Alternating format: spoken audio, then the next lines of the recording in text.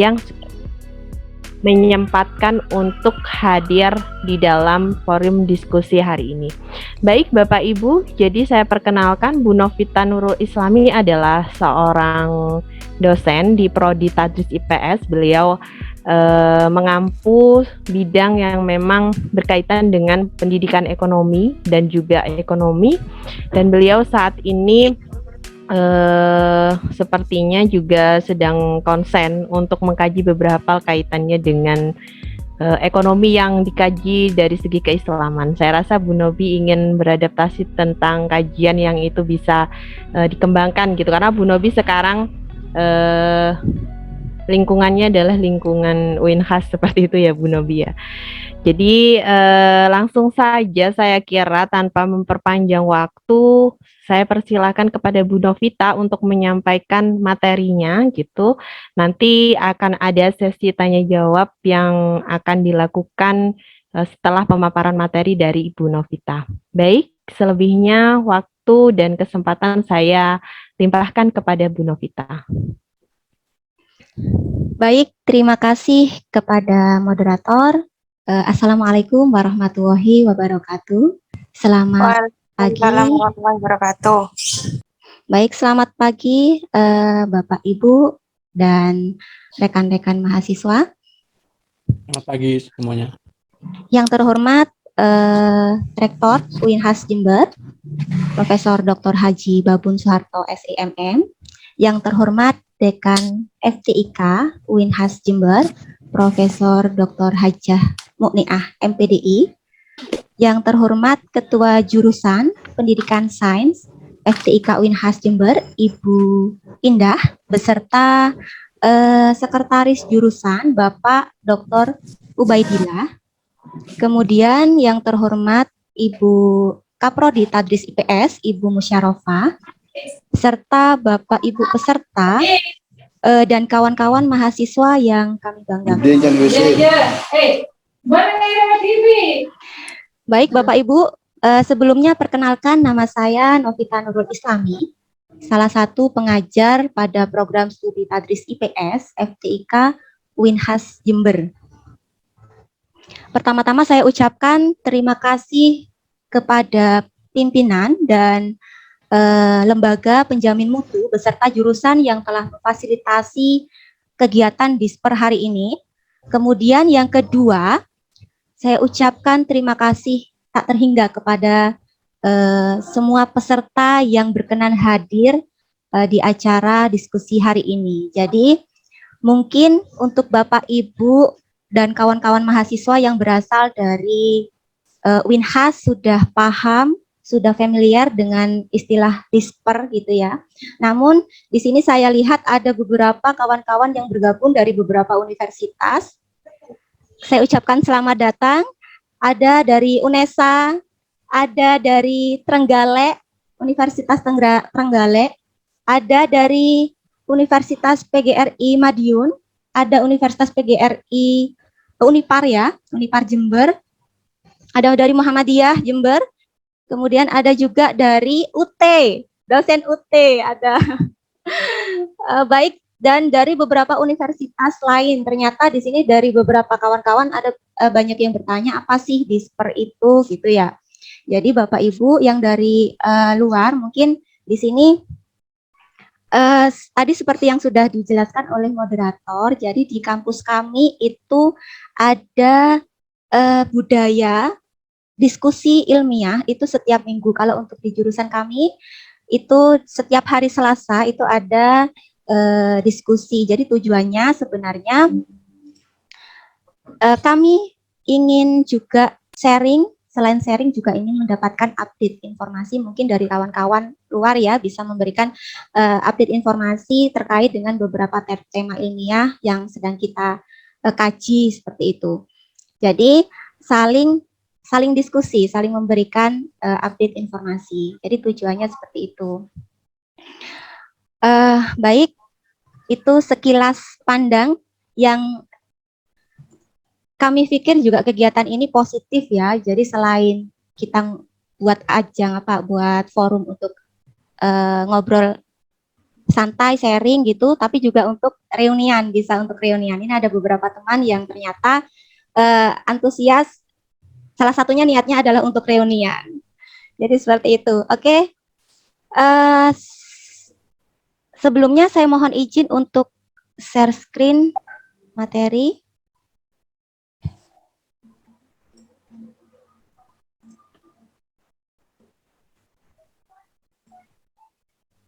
Baik, apakah materi saya sudah terlihat, Bapak Ibu? Slide saya. Sudah Bu. Oke, baik. Terima kasih.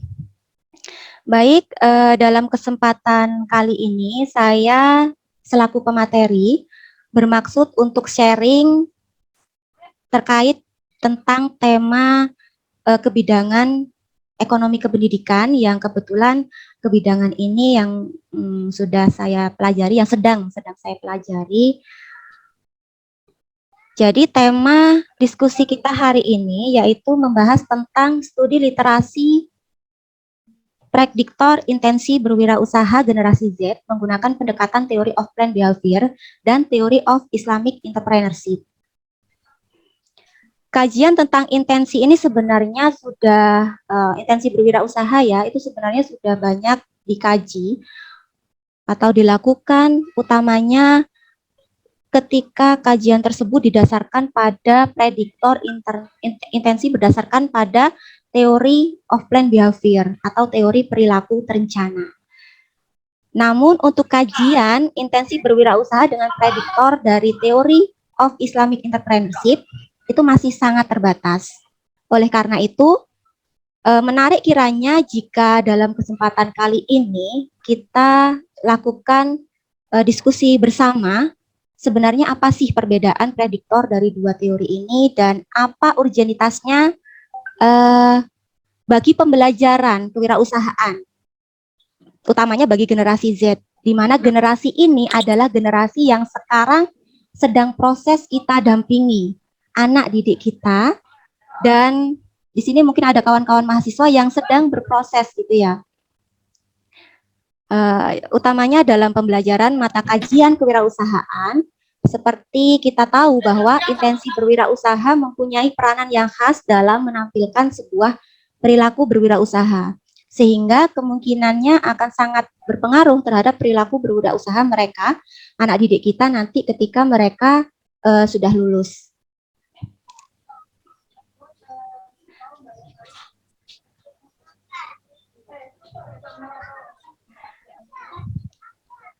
Oke, jadi cepatnya perkembangan pada era global menjadikan semua negara harus menghadapi persaingan serta tantangan yang semakin berat, baik di tingkat nasional ataupun di tingkat global dari berbagai negara ya.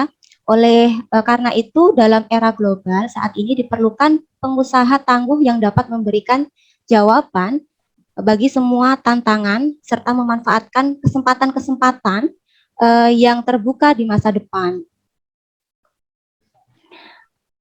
Jadi menurut Schumpeter ya, menjelaskan bahwa elemen yang sangat berpengaruh pada tumbuh kembang perekonomian suatu negara, pertumbuhan perekonomian suatu negara itu diantaranya adalah di mana negara itu memiliki 2% dari total penduduk suatu negara. Itu menjadi entrepreneur. Seperti itu. Mungkin kalau kawan-kawan di bidang ekonomi atau mungkin kawan-kawan yang sedang menempuh mata kuliah kewirausahaan itu sudah sering mendengar tentang pendapat ini. Kemudian saat ini generasi Z itu merupakan generasi muda yang menjadi harapan bangsa. Ini berdasarkan pada data sensus penduduk yang dilakukan oleh BPS tahun 2020, ini menggambarkan adanya perubahan yang signifikan terhadap deskripsi demografi Indonesia dibandingkan dengan sensus tahun 2010. Yang menarik di sini dari data sensus ini adalah data pada tahun 2020 menggambarkan komposisi sebagian besar penduduk Indonesia adalah generasi Z, di mana di sini hampir 28%. Generasi Z ini lahir pada tahun 1997 sampai 2012. Nah, sedangkan generasi milenial yang sebelumnya itu dikenal dengan sebutan sebagai pelopor ya, sebagai pelopor dalam menggerakkan masyarakat. Ternyata jumlahnya di bawah dari generasi Z. Hal ini merupakan menunjukkan bahwa eksistensi generasi Z itu memiliki peran penting serta memberikan pengaruh bagi pertumbuhan ekonomi Indonesia, utamanya dalam bidang ekonomi yang kita bahas terkait dengan kajian kita hari ini,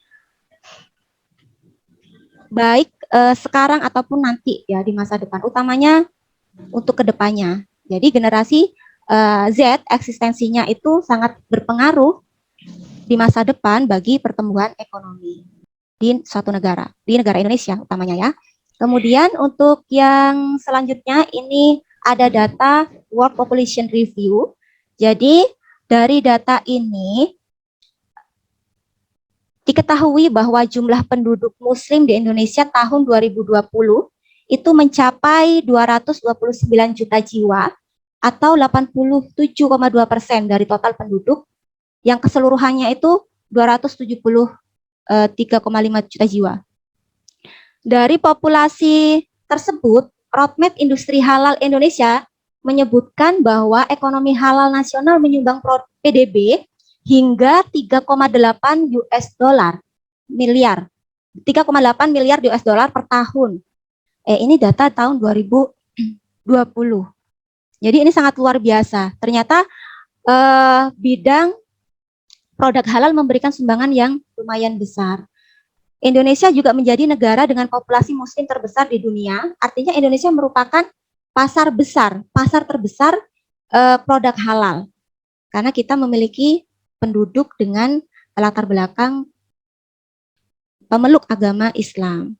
Dari populasi tersebut, Roadmap Industri Halal Indonesia menyebut ini ya, bahwa sumbangannya ada sampai 3,8 M US dollar per tahunnya. Nah, sekarang kita lihat bagaimana kinerja dari ekspor negara Indonesia. Berikut merupakan data kinerja ekspor negara Indonesia, ini dari bulan Januari sampai Desember 2021, tahun kemarin. Dalam data Kementerian Perdagangan, kinerja ekspor Indonesia tahun 2021, khusus non-migas, ini surplus sebesar ini 48,59. Sehingga di sini sangat potensial ya Indonesia memiliki surplus sebesar 48,59. Apa keterkaitannya? Dari produk-produk itu kita lihat posisi Indonesia sekarang dalam bidang industri halal pada pasar global. Jadi ternyata industri halal di sini memiliki potensi ya, memiliki potensi yang sangat besar bagi Indonesia sebenarnya. Namun kita lihat dalam posisi industri halal global, Indonesia ada pada posisi bahkan tidak masuk dalam top 10. Khusus untuk ini salah satu contoh halal food dan Muslim fashion. Jadi pada halal food Indonesia berada pada ranking ke-19. Nah, ini menariknya yang menempati ranking 1 pada halal food dan Muslim fashion itu ternyata berasal dari negara non-Muslim. Ini sangat menarik ya, kenapa negara dengan latar belakang penduduknya non-Muslim itu malah menempati ranking 1.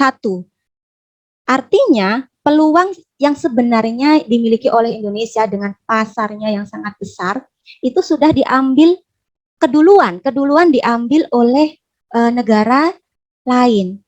Jadi negara non-Muslim itu sudah berusaha untuk sudah sadar bahwa ternyata ini memiliki potensi yang besar. Artinya apa? Entrepreneur Muslim Indonesia itu perlu introspeksi ya, maksudnya kita juga ini tanggung jawab kita bersama sebagai pendamping dari generasi-generasi kita bahwa memang ternyata kita harus cepat untuk mengejar ini. Agar apa? Agar tidak tertinggal. Karena ini sudah disambut positif oleh banyak negara di dunia. Bahkan kita kalah rankingnya dengan negara-negara non-muslim. Baik, sekarang kita lihat untuk slide berikutnya. Ini posisi Indonesia pada produsen halal food ya. Ini ada pada ranking ke-9.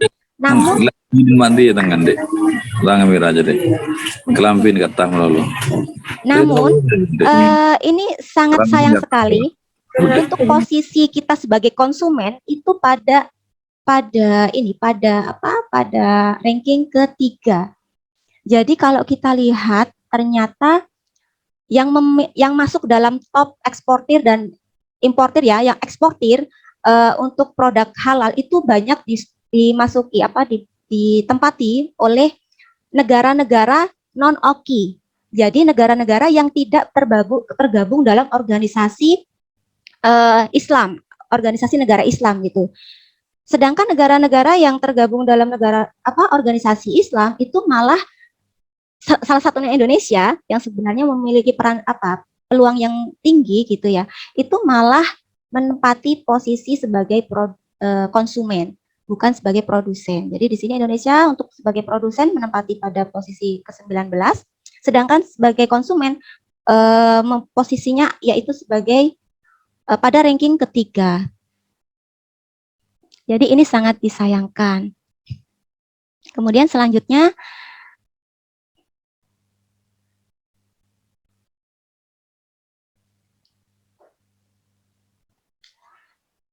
ini adalah posisi untuk Muslim fashion, eksportir dan importir. Ini juga sama. Ternyata ranking 1, 2 itu diduduki oleh negara non-muslim yang background-nya non-muslim untuk eksportir. Nah, selanjutnya dengan kondisi tersebut, apa sih peran lembaga pendidikan? Ini kita sebagai orang kependidikan ya.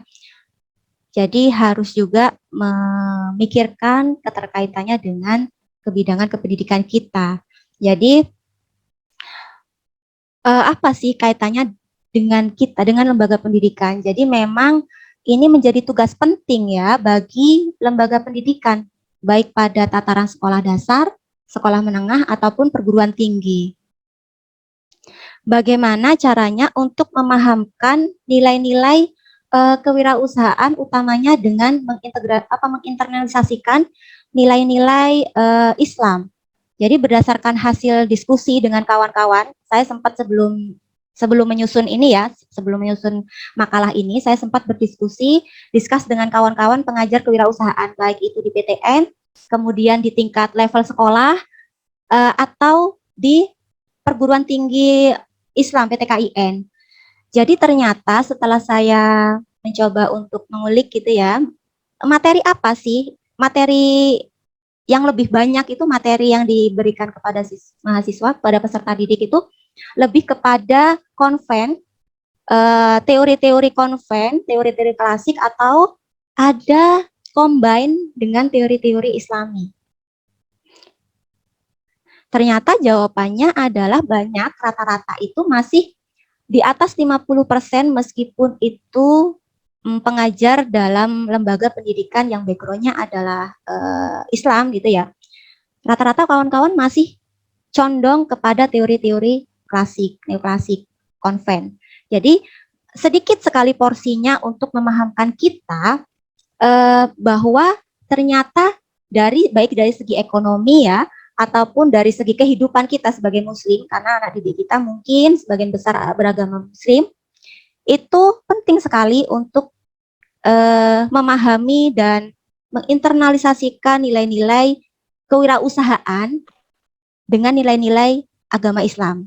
Jadi seperti itu. Kalau misalkan negara non-muslim, masyarakat non-muslim itu banyak yang memiliki perspektif positif terhadap produk-produk. Mereka lebih yakin membeli produk-produk yang hasil dari ini sudah melewati level yang dianggap baik dan toyib ya, baik dan toyib, sehat gitu ya, sehat, baik, berdasarkan kriteria-kriteria agama Islam, mereka banyak yang beli. Artinya apa? Kita sebagai masyarakat yang memang beragama Muslim harus memahami itu. Selain itu juga dari segi ekonomi ini memang menjadi peluang besar untuk kita ketika kita jadi wirausaha menciptakan produk-produk yang memang bisa memberikan kebaikan untuk semua. Jadi produk yang sehat, produk yang halal, produk yang bisa diterima oleh masyarakat Muslim baik ataupun non Muslim. Jadi seperti itu. Jadi ini adalah tanggung jawab kita semua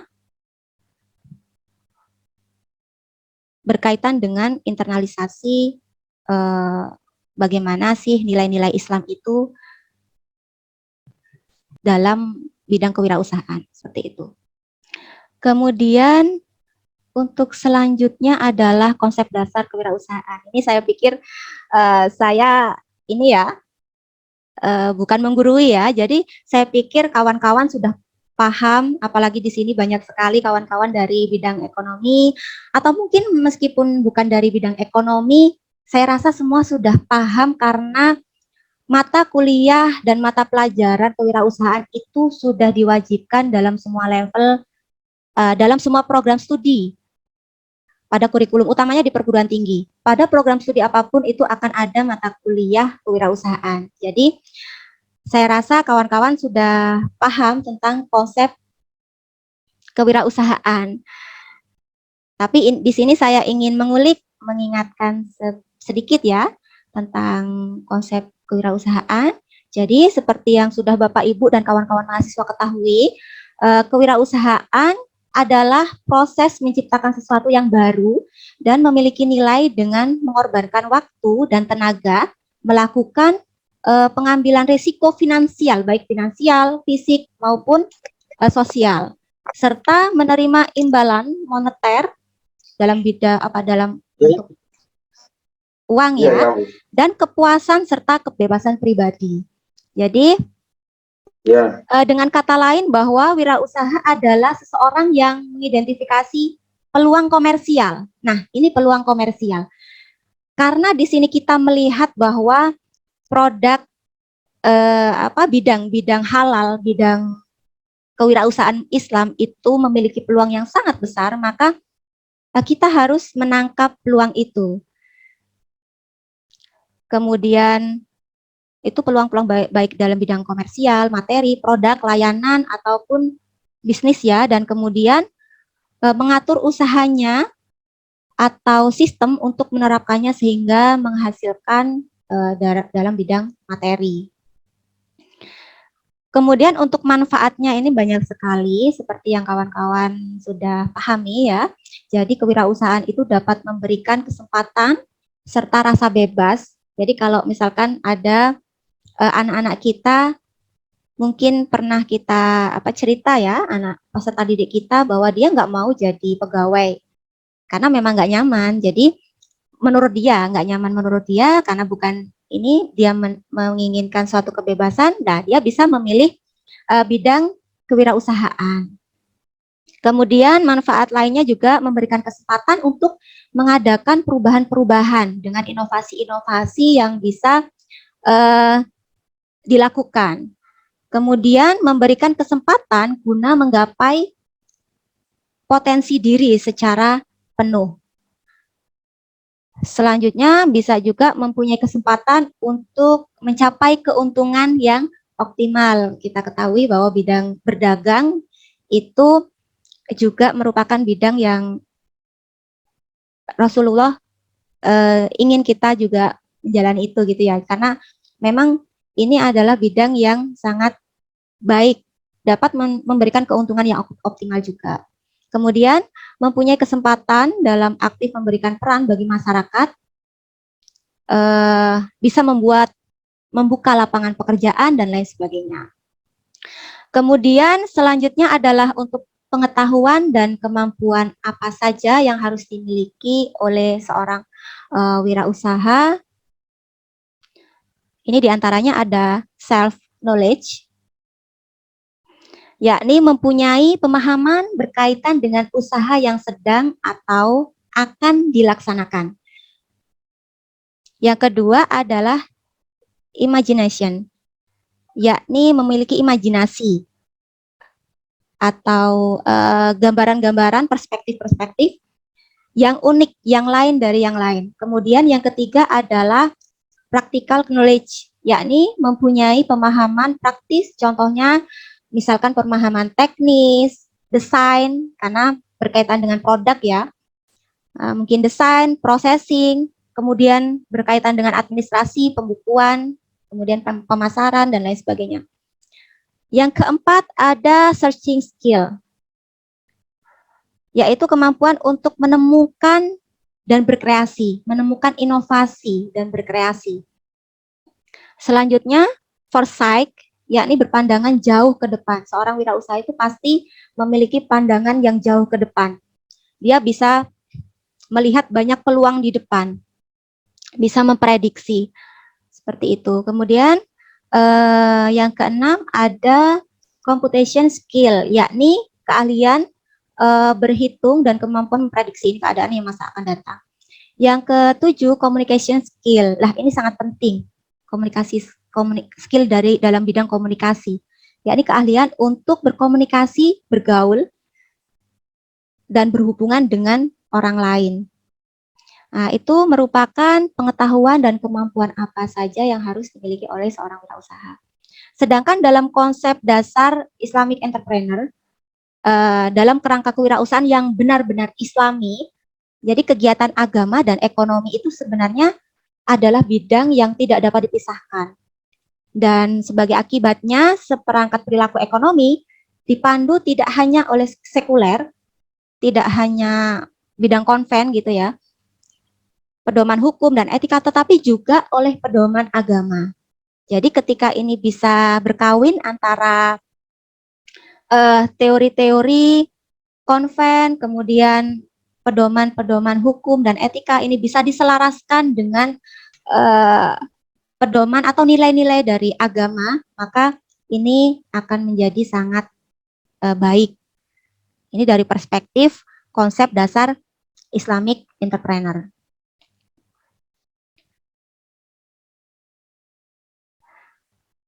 Selanjutnya adalah prediktor. Nah, ini adalah poin yang inti. Jadi, untuk memprediksi apakah peserta didik kita itu memiliki kecenderungan untuk berperilaku berwirausaha nanti ketika sudah lulus, maka kita sebenarnya bisa mengukur. Mengukurnya dengan cara apa? Yaitu dengan menggunakan prediktor dari teori yang sering digunakan, itu teori of planned behavior. Jadi, kalau saya secara personal itu sudah melakukan riset berkaitan dengan intensi itu 2 kali, tahun 2015 dan 2019 berkaitan dengan intensi, dan saya belum mengenal teori Islamic Entrepreneurship. Jadi yang saya gunakan adalah TPB, dan itu yang banyak dikenal oleh kita ya. Jadi apa sih TPB itu? TPB itu merupakan suatu model yang digunakan untuk memprediksi suatu niat seorang individu dalam menunjukkan perilaku tertentu. Dalam hal ini, dalam kajian ini, karena kita membahas dalam bidang kewirausahaan, maka untuk memprediksi perilaku berwirausahanya nanti, tapi bisa diukur sekarang ketika dia masih menjadi mahasiswa. Tapi mahasiswa ini sudah melewati mata kuliah kewirausahaan, jadi sudah memiliki pengetahuan tentang kewirausahaan, dan itu bisa diukur. Kemudian untuk anteseden dari teori planned behavior itu ada 3. Ini sebenarnya teori planned behavior itu pengembangan dari Azen, dan ini ya pada tahun 91. Ada 3. Yang pertama adalah attitude toward behavior, sikap. Kemudian norma subjektif, kemudian kontrol perilaku. Jadi dari 3 ini itu bisa mempengaruhi intensi, dan intensi ini bisa menggambarkan perilakunya nanti, perilaku dari mahasiswa peserta didik kita ketika dia lulus. Meskipun ada error, tapi ada kemungkinan besar itu bisa digambarkan dengan intensinya. Kemudian selanjutnya yaitu Theory of Islamic Entrepreneurship. Nah, jadi jujur ini saya baru menemukan Theory of Islamic Entrepreneurship itu setelah saya pindah ke UIN, karena background lembaga saya sekarang adalah Islam, maka saya berusaha untuk mencari keterkaitan bidang saya dengan teori-teori Islami. Jadi saya baru menemukan teori ini pada awal tahun pertama saya masuk pada akhir tahun kemarin, dan saya mencoba untuk mempelajari, dan ternyata di sini Ashraf itu mengembangkan teori ini sebenarnya berdasarkan juga dari pengembangan TPB punyanya Azen yang dikembangkan oleh Azen. Namun Ashraf melihat ada beberapa anteseden yang di sini harus ditambahkan. Ada empati, kemudian moral obligation, self-efficacy, social support. Jadi ini akan berpengaruh terhadap bagaimana intensi niat peserta didik kita untuk seorang individu untuk menampakkan perilaku kewirausahaannya dengan internalisasi nilai-nilai Islam seperti itu. Sehingga nanti bisa dilihat bahwa dia itu akan menjadi wirausaha Muslim dengan baik atau tidak. Apakah ada niat untuk seorang itu menjadi wirausaha Muslim. Jadi seperti itu. Sementara pemaparan dari saya, mungkin ada update informasi atau teori dari kawan-kawan, utamanya dalam bidang pendidikan atau mungkin dalam bidang lain yang juga sedang mengkaji kajian tentang perilaku berwirausaha. Mungkin saya bisa mendapatkan tambahan ilmu. Monggo, saya terbuka. Dan saya kembalikan kepada moderator. Terima kasih. Assalamualaikum warahmatullahi wabarakatuh. Waalaikumsalam. Sangat menarik ya pemaparan dari Bu Novita kaitannya dengan studi literasi prediktor intensi berwirausaha generasi Z menggunakan pendekatan teori of plan behavior dan teori of Islamic entrepreneurship. Baik, silakan mungkin dari Bapak Ibu peserta diskusi hari ini ada hal yang ingin didiskusikan bersama Bu Novita, saya persilakan. Baik, silakan. Tadi ada yang mengangkat tangan terlebih dahulu, ada Pak Miftahul Huda, Bu Nina, dan juga Pak Dasuki. Mungkin saya persilakan terlebih dahulu kepada Pak Miftahul Huda. Monggo, Pak. Oke. Terima kasih atas kesempatan yang diberikan. Terima kasih Bu Novita materinya. Saya sebelumnya aktif dalam dunia perdagangan, meskipun basicnya ngajar gitu. Tapi sekarang malah dunia perdagangan itu saya tinggalkan, karena memang kita itu tidak bisa untuk berjalan di dua tempat. Dulu saya punya toko, kemudian tutup juga. Kemudian karena ditinggal ngajar, kemudian ini cerita sebenarnya. Karena ngajar kemudian sering tutup. Akhirnya sekarang fokusnya saya sewakan gitu aja. Nah, meskipun basic keluarga juga banyak yang berdagang, adik juga, kakak juga berdagang, tapi saya ternyata lebih nyaman di dunia pendidikan karena tidak bisa berjalan di dua tempat. Oke. Akhirnya sekarang saya lebih fokus mengajar. Nah, pertanyaan saya begini, sederhana sekali sebenarnya. Mungkin Bu Novita punya kiat-kiat bagaimana cara membangkitkan semangat wirausaha dalam diri kita. Manakala ketika kita ini dihadapkan pada tugas yang misal kita sebagai dosen mengajar ya, kemudian membangkitkan diri kita untuk berwirausaha. Nah, bagaimana agar bisa berjalan di dua tempat yang berbeda ini? Barangkali jenengan punya kiat-kiat khusus. Ya siapa tahu saya kemudian termotivasi lagi untuk berusaha lagi. Gitu. Siapa tahu. Oke, terima kasih. Itu Bu Novita. Sederhana sekali. Terima Matur nuwun. Pertanyaan dari Pak Miftahul Huda terkait bagaimana cara mengembangkan atau menumbuh kembangkan kembali kaitannya dengan semangat berwirausaha, terutama bagi kita yang memang punya pekerjaan lain seperti itu, Bu Novita. Monggo Baik. mungkin Bu Novita bisa langsung menanggapi pertanyaan dari Pak Miftahul Huda. Baik, terima kasih Abah Huda. Sebenarnya itu adalah yang saya alami juga.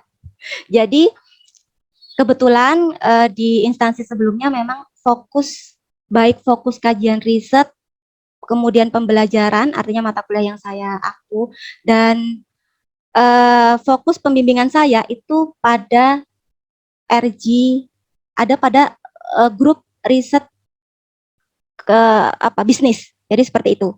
Maka memang agak susah untuk kita membagi, apalagi dengan pekerjaan dosen. Tapi saya berpikir waktu itu, kalau saya mengajar tanpa saya mengalami, maka ini omong kosong buat saya. Jadi seperti itu waktu itu ya, semangat saya yang ini juga sharing. Jadi saya berusaha untuk paling tidak saya mengalami. Jadi apa yang saya omongkan kepada anak-anak saya itu bukan omong kosong. Jadi saya paling tidak bisa kalau misalkan saya membicarakan sesuatu, mengajari anak-anak untuk berwirausaha, tapi saya belum mengalami. Jadi saya paksa meskipun itu dengan mungkin pekerjaan berdagang dengan kecil ya. Konsep paling tidak saya mengalami bagaimana rasanya selling, karena dasar dari seorang menjadi wirausaha berhasil adalah kemampuan dia untuk selling. Jadi itu dulu yang saya bangun. Saya tidak gengsi, saya jualan apapun dalam prosesnya itu. Sebenarnya bukan untuk saya semata-mata saya mencari uang, tapi untuk membangkitkan semangat saya. Jadi kalau uangnya tidak seberapa, mungkin ya. Tapi apa sih yang paling berharga buat saya di situ prosesnya?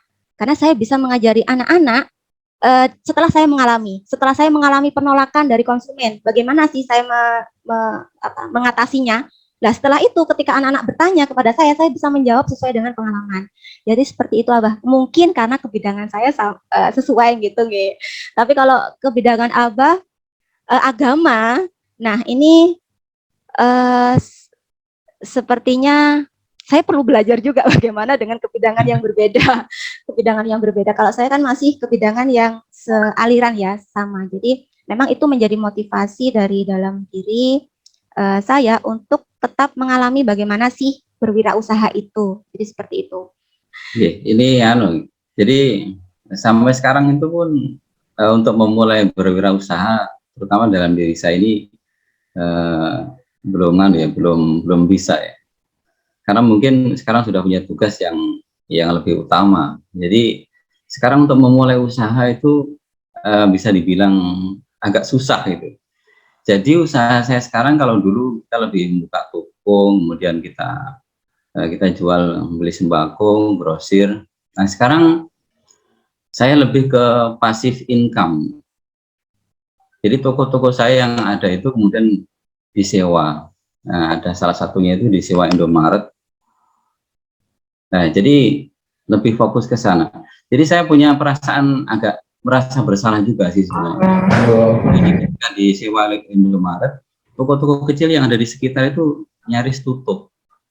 Yeah. Nah, saya juga merasa bersalah sebenarnya. Tapi keadaan di lapangan seperti itu. Iya.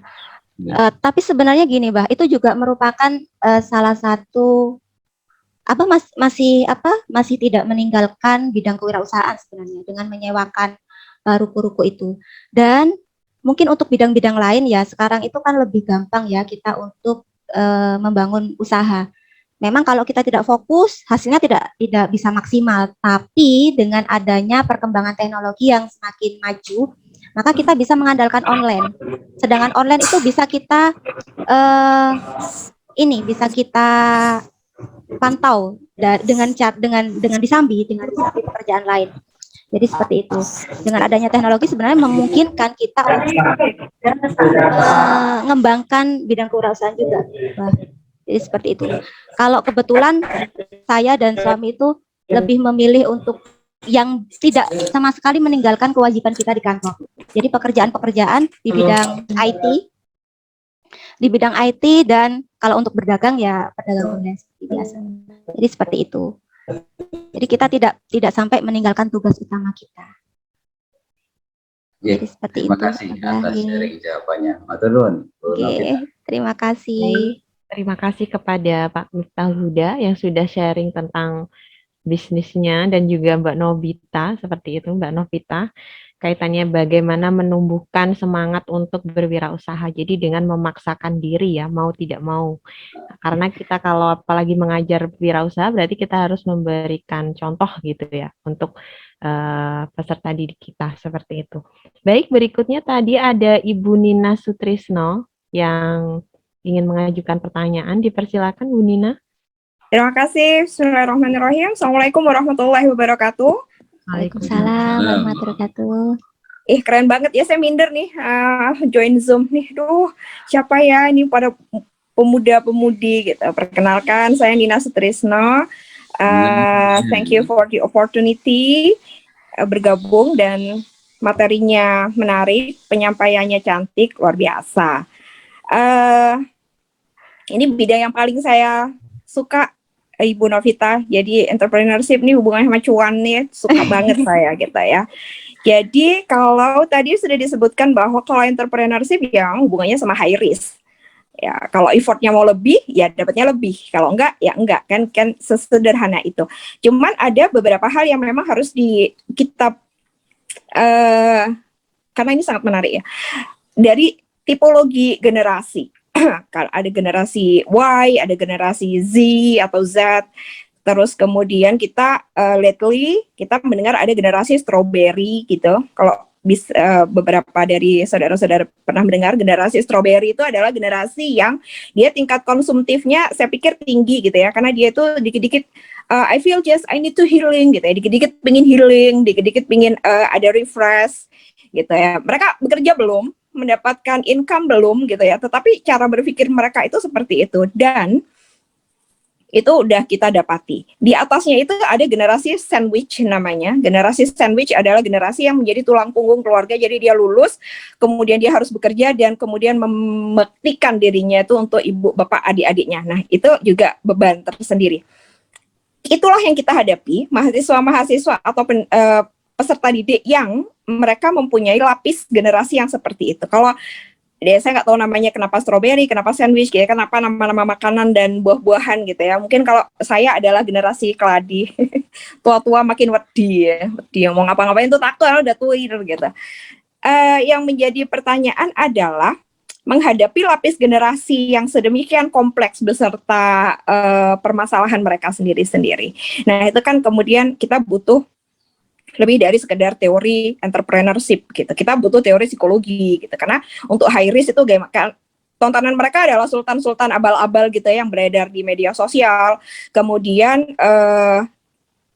setelah itu para pengajarnya juga mereka simple pertanyaannya. Ketika saya mengajar English for Entrepreneurship gitu misalnya, yang mereka tanya pertama adalah apakah Anda adalah seorang usahawan? Apakah Ibu punya usaha gitu? And I have to say yes, I have gitu.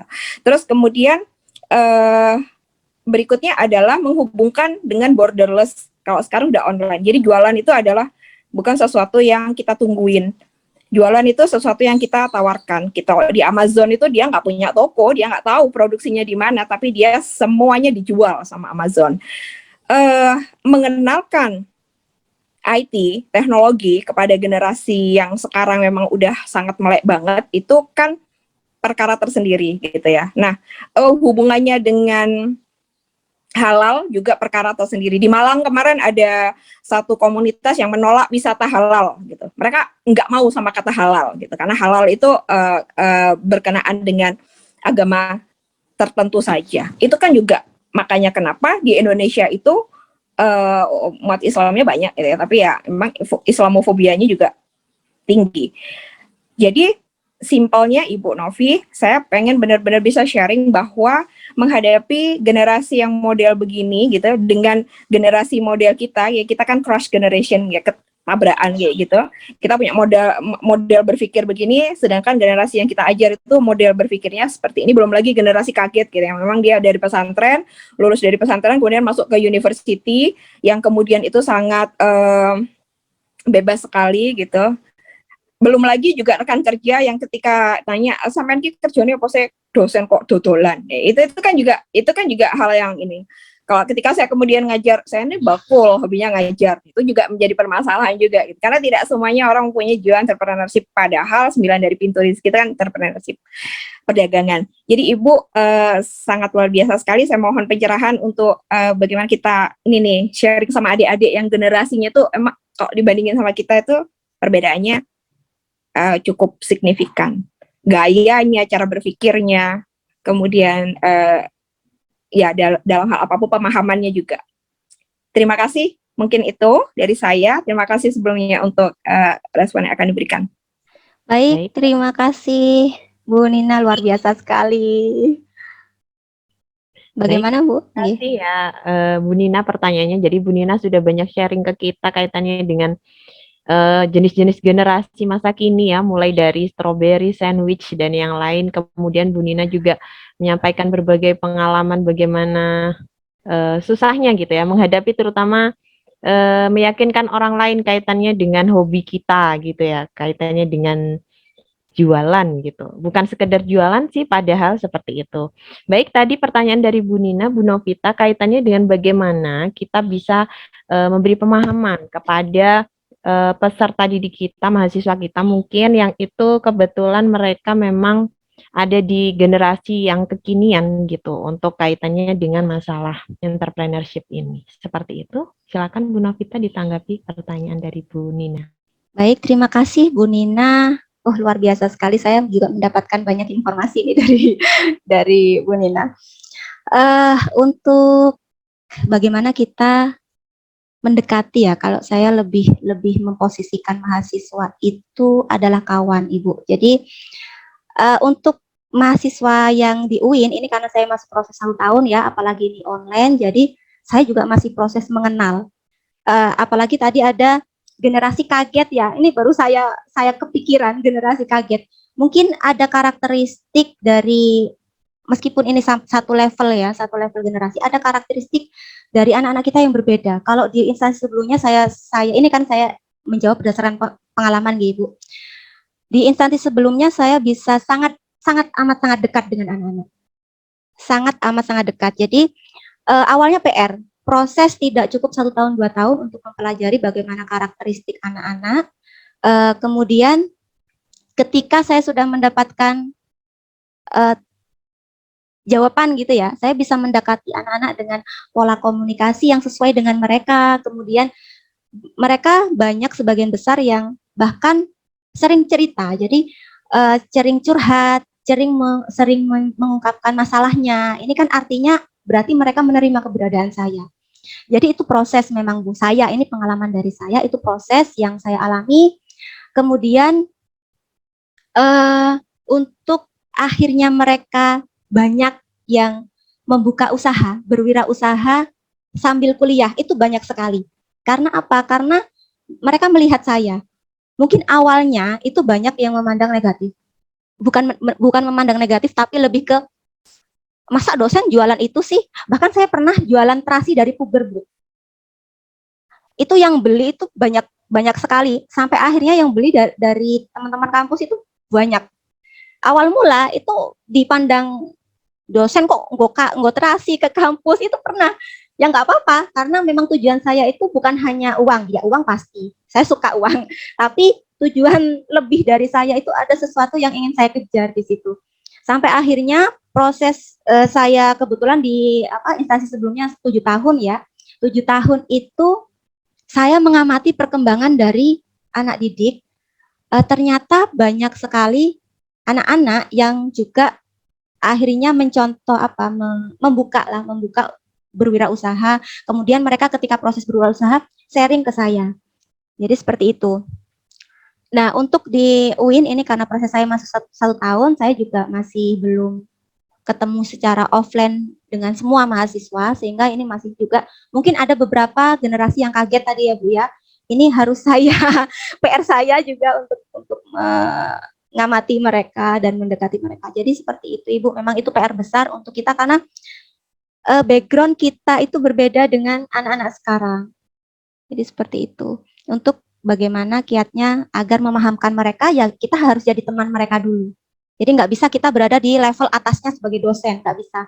Kalau saya ya mengalami nggak bisa. Jadi kita harus benar-benar jadi kawan dulu. Mereka bebas bercerita ke kita, jam berapapun.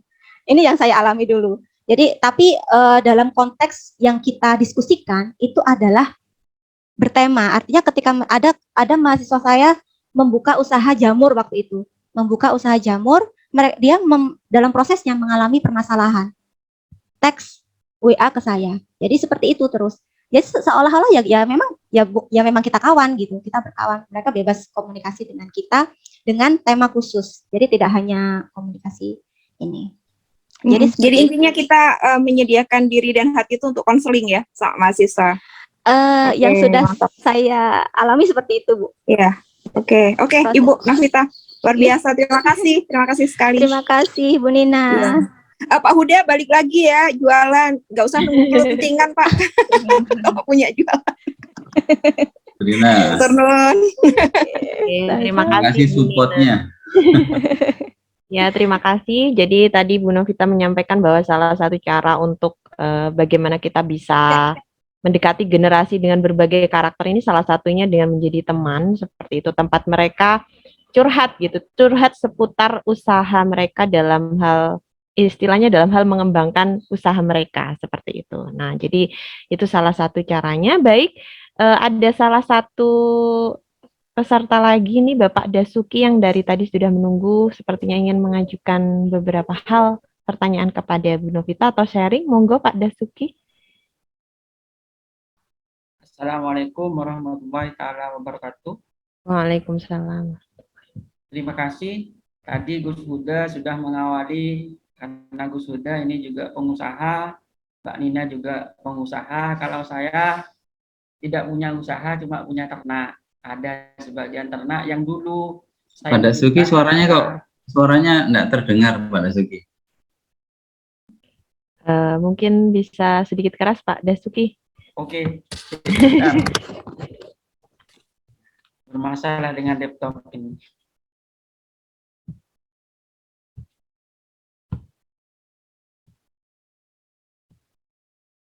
Ya, terima kasih. Halo, Bu Anin. Ya, monggo Pak Dasuki, saya bisa menangkap, tapi memang agak sedikit kecil, mungkin karena Pak Dasuki nggak pakai headset. Gitu. Tapi nggak apa-apa, bisa ditangkap Pak Dasuki. Ya, terima kasih. Saya sempat bermitra dengan adik-adik mahasiswa, terutama adik-adik alumni itu, saya titipin uang dulu itu.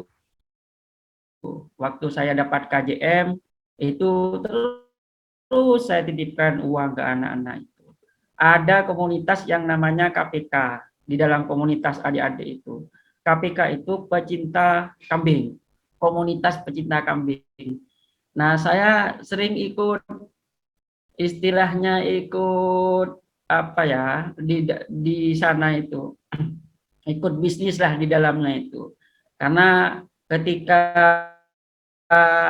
masuk di dalam itu setiap hari ada penjualan kambing, dan kambing-kambing itu ada yang mahal, ada yang murah. Kebetulan kalau sudah satu semester biasanya saya ikut lelang gitu, kambing-kambing itu. Nah, dari lelang itu saya tidak terasa kambing-kambing saya itu sampai 20 ekor gitu, dari uang KJM yang saya dapat itu. Nah, itu juga mungkin menarik. Tapi setelah berjalan sekian lama, kambing itu tak jual jadi sapi. Setelah jadi sapi, saya mau investasi lagi lewat KPK itu, ternyata sudah tidak boleh. Karena yang memelihara sudah tidak ada. Nah, ini kendala bisnis saya itu di sana, Bu Novita.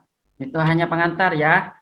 Cuma saya tertarik dengan teori-teori tadi, ada teori behavior dan teori Islamic entrepreneurship.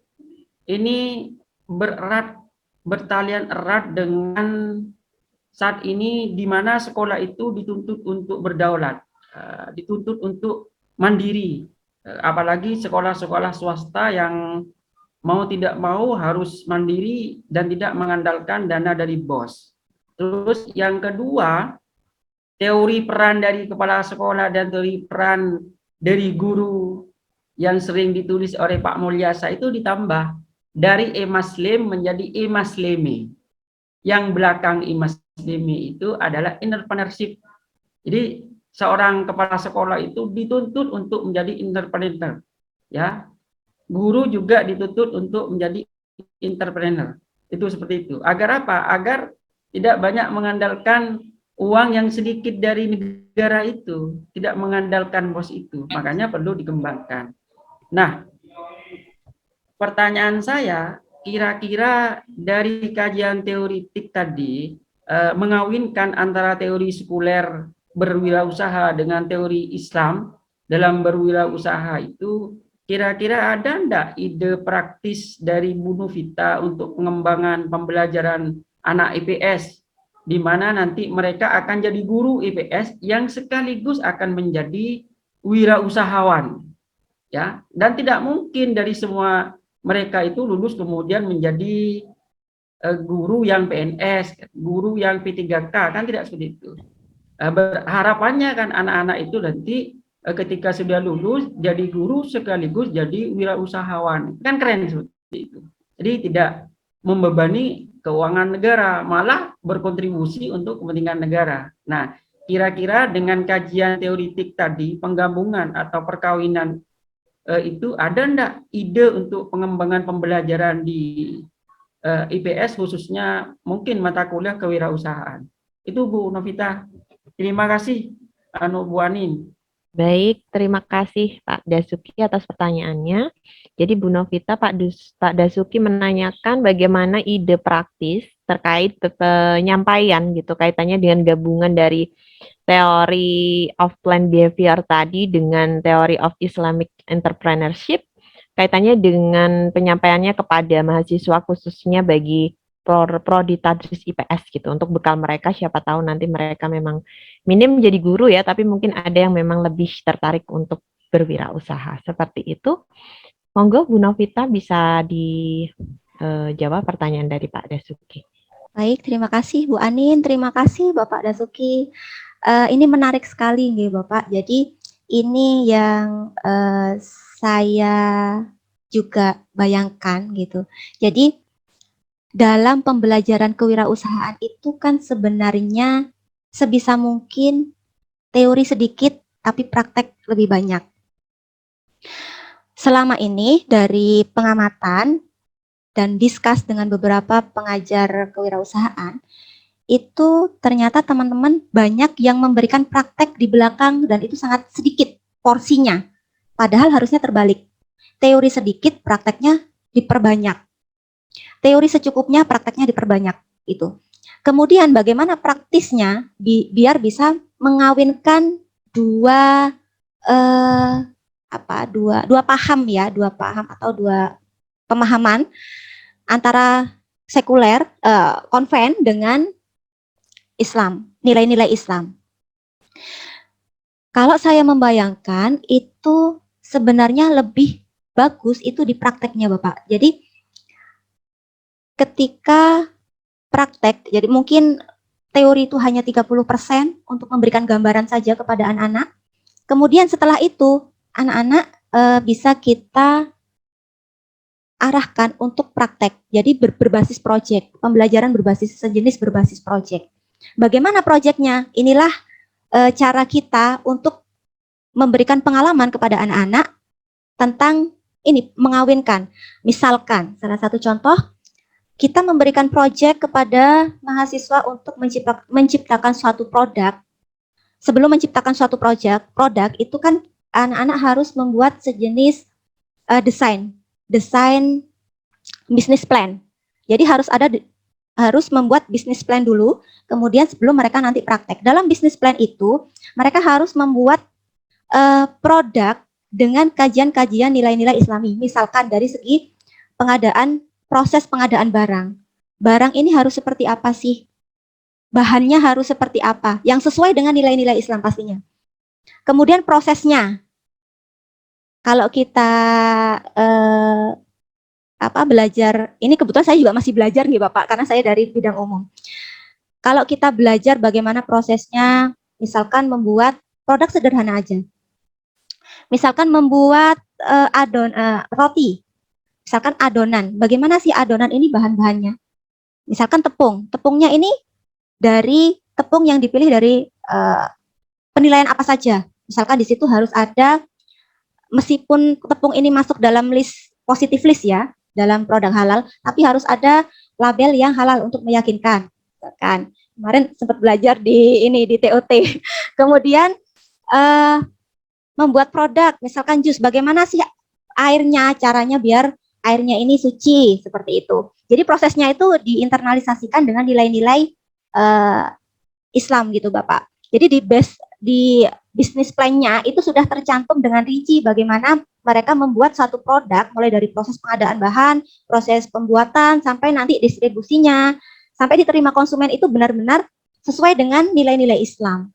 Nah, itu kita bisa menilai itu apakah anak-anak sudah mencari tahu dan sudah paham, bisa kita lihat di bisnis plan-nya. Setelah bisnis plan-nya kita ACC dan ini memang sudah sesuai, misalkan sudah sesuai dengan apa yang kita inginkan, baru nanti mereka praktek. Prakteknya ya diarahkan ke sesuai dengan apa yang dia rencanakan pada bisnis plan-nya seperti itu.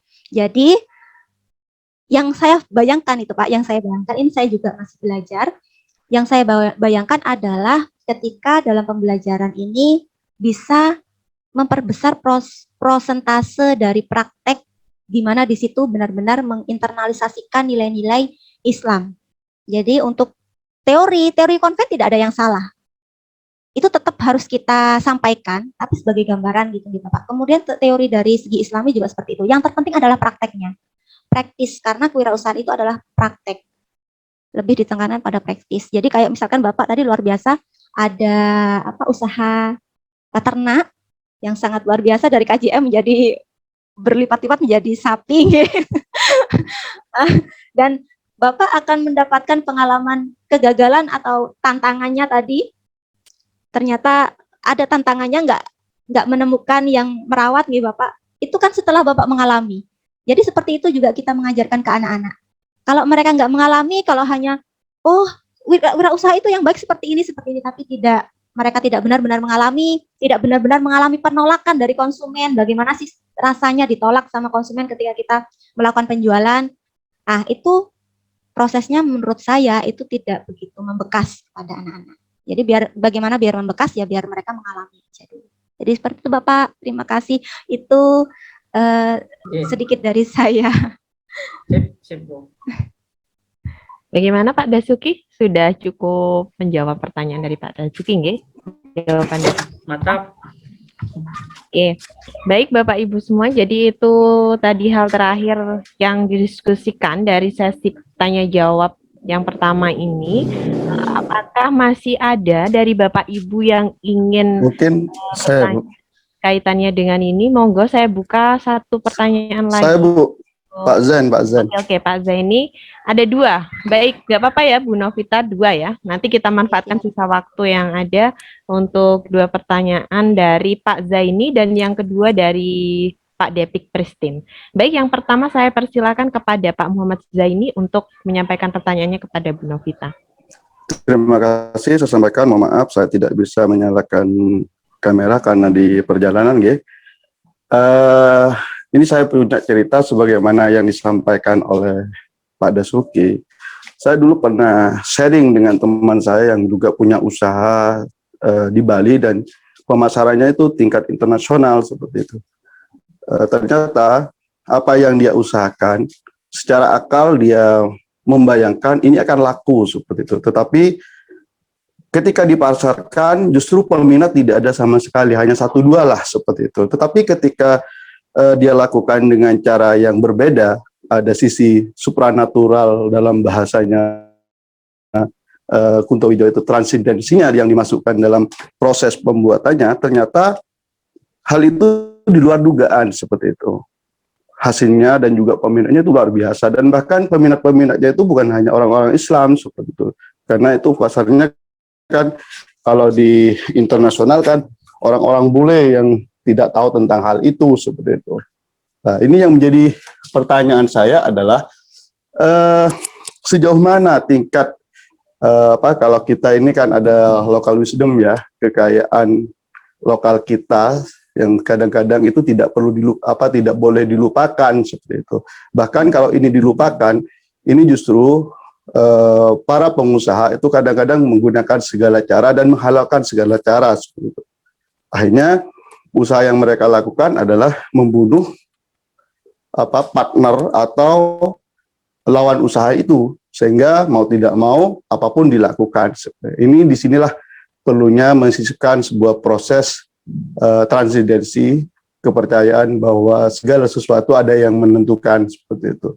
Ini sejauh mana, bagaimana juga kita menanamkan hal itu kepada peserta didik ketika dalam persaingan saat ini yang kadang-kadang melupakan nilai-nilai lokal kita yang menjadi sebuah kadang keberuntungan dalam diri kita dalam berusaha, sehingga kadang apa yang saya ceritakan tadi, akal kita mengukur itu sukses, ternyata plan kita sudah matang, ternyata tidak sesuai. Tetapi di luar dugaan dia menggunakan sesuatu yang spiritual, ternyata hal itu menjadi laris manis dan menjadi sebuah usaha yang kadang-kadang itu tidak perlu dilakukan dengan teori, tetapi langsung keberanian, self confidence-nya itu yang dikedepankan. Nah, ini sejauh mana peran dan bagaimana juga cara menanamkan hal itu terutama kepada anak didik kita yang memang basic di lembaga kita adalah lembaga yang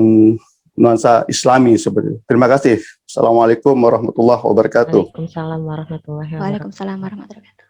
Baik, terima kasih pertanyaan Pak Zaini. Mau langsung ditanggapi oleh Bu Novita? Silakan. Baik, terima kasih Pak Zain. Ini saya memaknai spiritual itu dua persepsi nggih, ngapunten.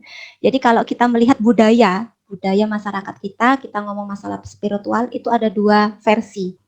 Ada spiritual yang memang sesuai dengan agama, ada spiritual persepsi yang dimana di situ bertolak belakang dengan agama.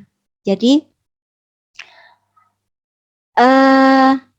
kalau misalkan sesuai dengan agama gitu ya, itu kita pikir bahwa teori entrepreneurship ketika mahasiswa sudah memahami teori bagaimana menjadi wirausaha Islam, maka dia tidak akan mampu untuk melukai orang lain sampai membunuh usaha orang lain, itu tidak akan mampu. Karena apa? Karena di situ ada empati, ada anteseden empati tadi. Jadi ketika kita mahasiswa sudah memahami bagaimana menjadi entrepreneur yang baik dalam nilai-nilai Islam, maka dia tidak akan mampu untuk melakukan itu, Bapak. Karena spiritual di sini yang menonjol adalah keyakinan dia terhadap Tuhan, di mana di situ memang Allah yang mengatur. Rezeki sudah diatur sama Allah. Terlepas itu ada memang secara teori harus kemampuan yang dimiliki, pengetahuan yang dimiliki oleh mahasiswa itu juga sangat mendukung keberhasilan usaha tadi. Tapi keyakinan mahasiswa kita kepada Tuhan, ini spiritual dalam segi positif kepada Tuhan, maka itu akan juga menjadi hal yang positif, Bapak. Karena memang kita percaya ya, kalau sudah kita mendekatkan diri sama Allah, kita meminta, pasti akan dikasih. Kan janji Allah gitu, kalau kita berdoa pasti akan dikasih. Tapi ada persepsi negatif dari kata spiritual tadi. Ini persepsi saya, dengan melihat latar belakang budaya kita. Jadi memang ada cerita-cerita dan kepercayaan masyarakat bahwa banyak sekali masyarakat kita yang menggunakan sejenis Bu Anin? Jimat gitu ya, sejenis jimat itu digunakan untuk usaha. Dan saya percaya nggak percaya, itu terjadi dan ada. Jadi kakak kandung saya waktu itu, beliau kebetulan juga dosen, tapi beliau mencoba juga untuk membuka usaha kayak waralaba seperti itu. Kok setiap hari itu kayak ada kain putih yang ditaruh di ininya, di rukonya. Kemudian dia ketika datang kok pegawainya nggak ada, kok kayak tutup. Itu berangsur-angsur seperti itu terus.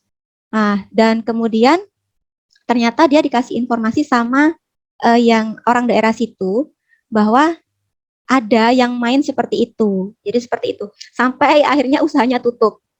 Nggak kuat, dia nggak kuat.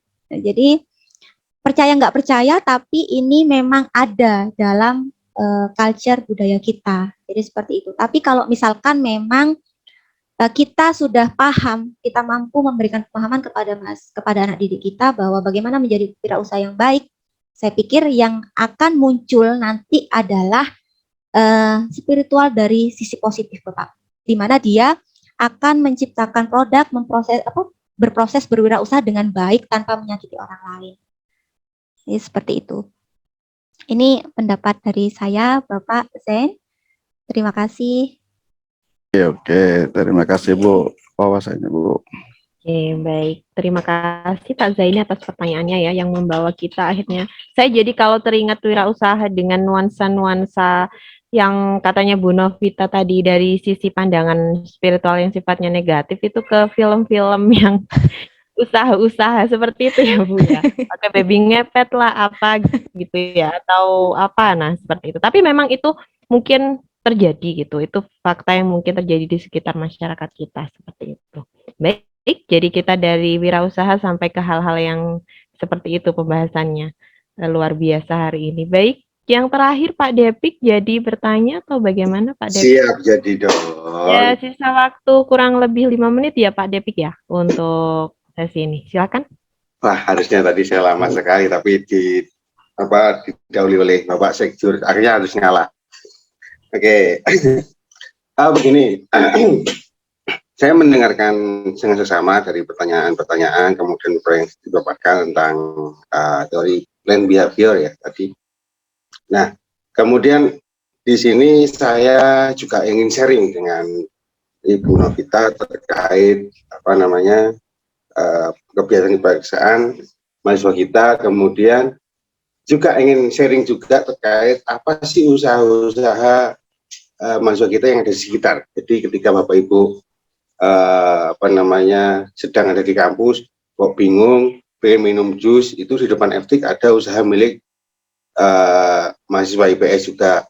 Kemudian kok ingin ngasih hadiah ke siapa gitu di depan kampus pas deket kafe Forest juga ada usaha milik alumni mahasiswa kita juga, mahasiswa IPS terutama. Nah, di sini saya juga sharing ada positifnya, ada negatifnya. Jadi mahasiswa kita itu ketika sudah wirausaha itu sangat maksimal. Tapi ketika sudah tidak mau, ya sudah gitu loh. Contohnya gini, dulu sempat ada kegiatan kemahasiswaan, kemudian minta sumbangan gini. Saya bilang saya nggak mau nyumbang. Kalau saya nyumbang itu bukan sumbangan utuh, saya berikan untuk kegiatan, tapi silahkan ini sebagai modal.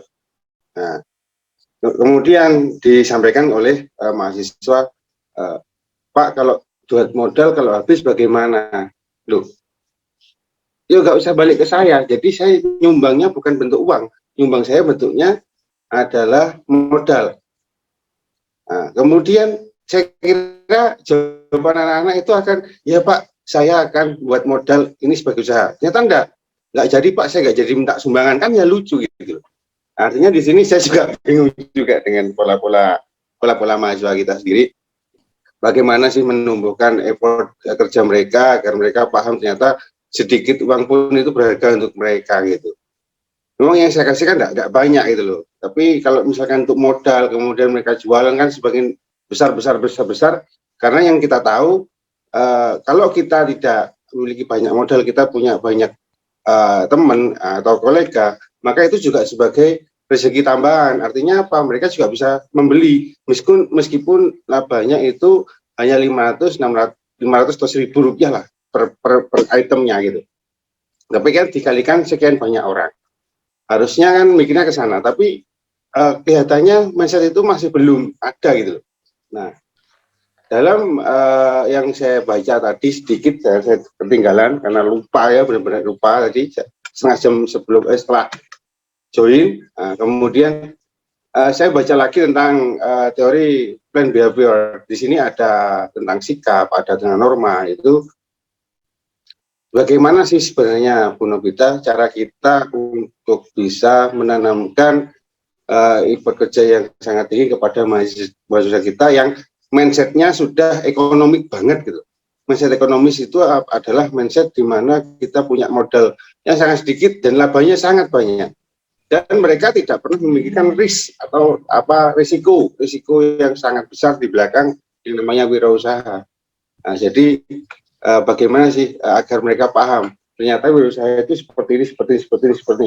Tapi tidak menutup kemungkinan hari ini ketika mahasiswa kita sudah bergerak gitu loh, kita sudah punya peternakan telur negeri, kita sudah punya peternakan lele di Bondowoso, punya ayam potong, ayam horn gitu loh. Mahasiswa kita punya semua gitu. Bahkan ada yang ternak kelinci gitu. Kemudian banyak mahasiswa kita yang juga ternak koi di Banyuwangi gitu. Saya punya jaringan itu ada semua. Tapi ada mahasiswa yang belum memahami ternyata seperti ini dalam berwirausaha. Nah, yang perlu saya tanyakan di sini adalah bagaimana sih agar mereka itu memiliki tipikal yang sama. Ketika kita sudah kata Bu Nobita tadi kan kita bersahabat dengan mahasiswa, bahkan mahasiswa bisa sharing dengan teman-temannya gitu. Tapi kok masih ada yang seperti ini effort yang sangat kurang bagus itu di dalam di dalam kegiatan mereka sehari-hari. Apakah harus ada treatment khusus kepada mahasiswa ataukah ada ide baru melalui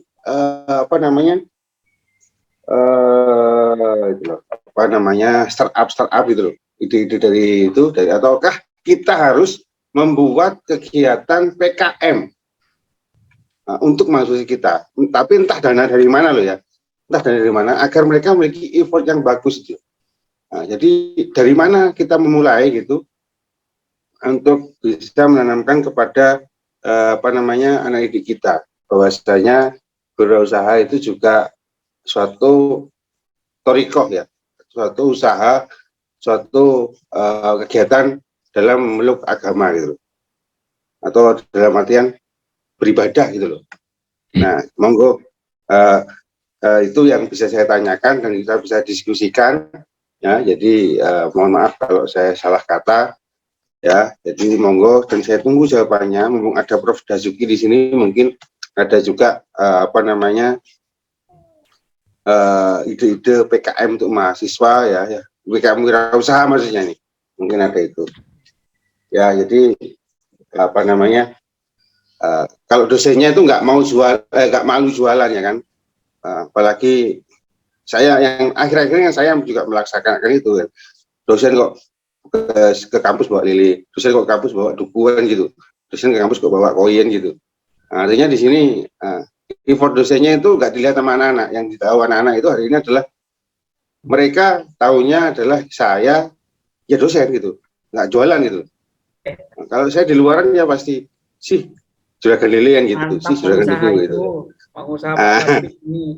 Jadi apakah harus melalui PKM agar effortnya bertambah atau dengan cara yang lain gitu, atau ada treatment lain agar wirausahanya mahasiswa itu berjalan dengan baik gitu. Itu aja Ibu Anin dan Ibu Nobita. Mohon maaf ini kamera non ya. Baik, terima kasih Pak Depik ya. Betul-betul 5 menit loh Pak Depik pertanyaannya. Oke, baik. Tadi pertanyaan Pak Depik itu intinya menanyakan seperti ini Bu Nobita. Jadi bagaimana menanamkan jiwa berwirausaha ya, artinya entah itu intinya ya menanamkan jiwa berwirausaha yang itu memang positif gitu. Artinya mereka juga menggunakan asas-asas yang baik, tidak bohong lah, intinya tidak ngakali atau tidak mengambil keuntungan gitu. Keuntungan itu pasti ya, pasti dalam setiap usaha, tapi yang jujur istilahnya gitu. Gimana? Terus caranya apakah juga lewat PKM atau harus dengan cara yang lain gitu? Silahkan Bu Novita bisa ditanggapi. Baik, terima kasih Bu Anin, terima kasih Pak Depik. Sekalian promosi ya, Pak Depik ini merupakan juragan lele. Jadi, jadi gini Pak Depik ya, kalau kita menginginkan 100% dari mahasiswa kita untuk sesuai dengan apa yang kita inginkan, itu tidak mungkin. Itu mustahil. Namun, itu bisa diupayakan paling tidak 20-30% benar-benar ada mahasiswa yang akhirnya ini bisa menjadi cikal bakal ya wirausaha yang benar. Nah, seperti itu. Kalau akhirnya semuanya harus tidak bisa Bapak. Karena apa? Karena seperti Bu Nina tadi jelaskan bahwa kita ini PR kita bersama ya. Kita sedang menghadapi generasi berlapis dan di mana generasi ini kalau kita nggak benar-benar mempelajari bagaimana sih anak-anak sekarang benar-benar mau mendekat benar-benar dari hati gitu ya, kita masih susah untuk bisa benar-benar menyatu dengan anak-anak, itu akan sangat susah. Namun kita bisa berupaya. Jadi seperti apakah ini bisa dibuat sejenis PKM? Memang ada beberapa wadah yang dibutuhkan anak-anak itu adalah ruang belajar. Ada beberapa perguruan tinggi yang membuat sejenis inkubasi bisnis, Bapak. Jadi inkubasi bisnis ini memang disediakan untuk anak-anak benar-benar berproses melakukan wirausaha sampai nanti mereka benar-benar suka. Kan ini kalau satu bidang gitu ya, kalau misalkan kita nggak suka kan juga nggak enak ya. Jadi untuk bagaimana mereka bisa suka, berarti mereka harus berproses. Ya mungkin kalau misalkan memungkinkan ada sebuah inkubasi bisnis di mana di situ adalah wadah buat anak-anak kita belajar benar-benar secara praktis, mempraktekkan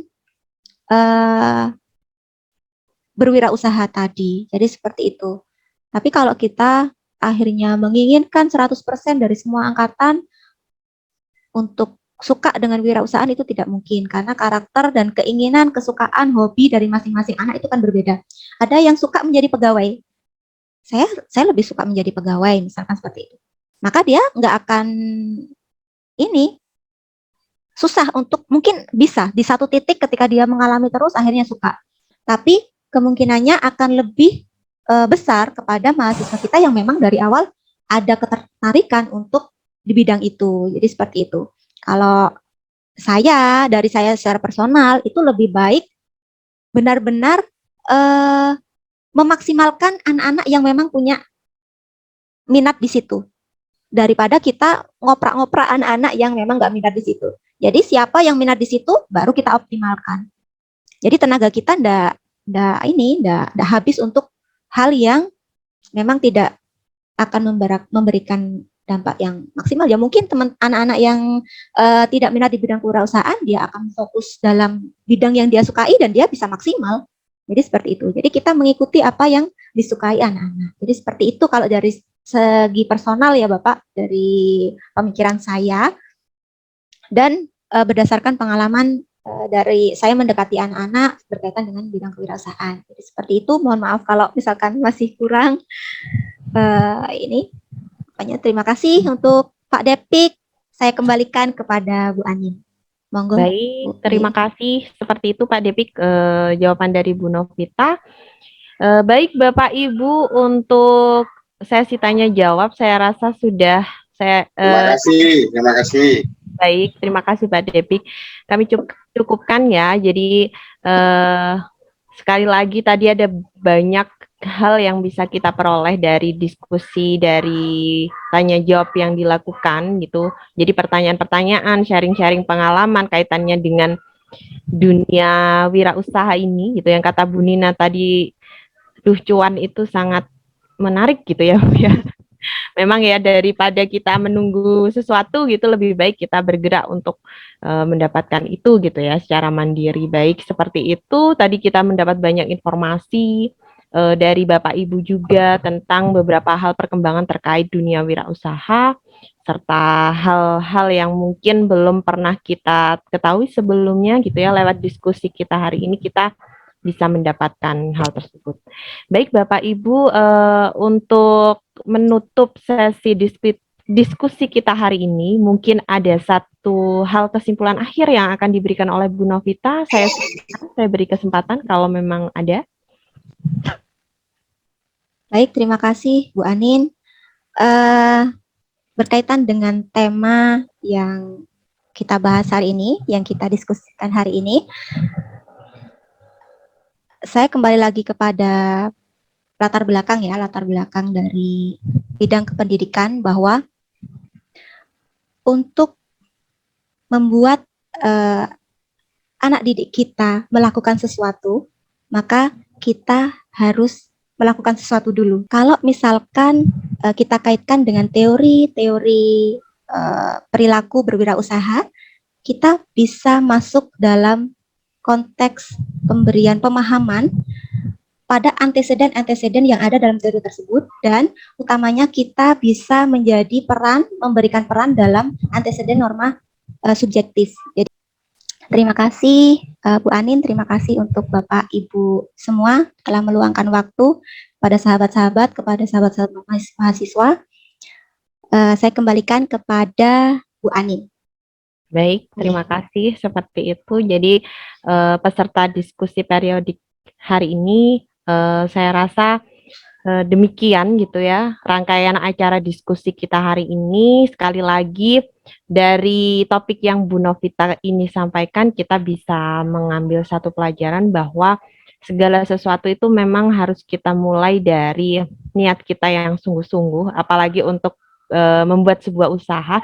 Dan saya rasa juga dari hal seperti kejujuran seperti itu ya. Jadi norma-norma yang mungkin sering dilupakan karena kita juga godaan ya Bapak Ibu, kalau sudah masalah uang itu kan godaan sekali gitu. Kita juga belajar dari kasus akhir-akhir ini gitu ya, bahwa tidak semua usaha ternyata itu sifatnya positif gitu. Jadi kasus seperti trading saat ini kan juga lagi ramai diperbincangkan. Itu saya rasa salah satu hal yang karena memang kita melupakan gitu. Tadi beberapa hal ya, mungkin behavior dan yang lain gitu. Jadi pembahasan hari ini cukup menarik dan membuka wawasan kita semua kaitannya dengan dunia berwirausaha.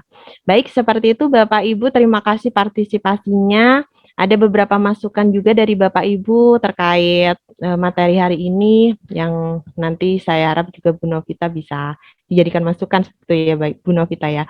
Baik, saya rasa saya cukupkan. Saya mengucapkan terima kasih mewakili Bu Novita dan jurusan untuk partisipasi panjenengan semuanya. Saya akhiri. Wassalamualaikum warahmatullahi wabarakatuh. Waalaikumsalam warahmatullahi wabarakatuh. Waalaikumsalam warahmatullahi wabarakatuh. Waalaikumsalam warahmatullahi Terima kasih Bu Novita dan Terima kasih Bu Novita, makasih Pak Dodi. Makasih Om Jo. Din, Enggak kelihatan Din. Om Jo di kantor. Di kantor. Di kantor Din. Lihat Bu Alvis. Ibu Bu Alvis. Arifin ya. Kemarin lewat Bami Gunamu. Selamat Bu Novita ya, kembangkan usahanya. Terima kasih Om Jo, ini pengusaha gila nih, pengusaha sukses ini. Pangkalan, mau cetak ke pangkalan. Promo.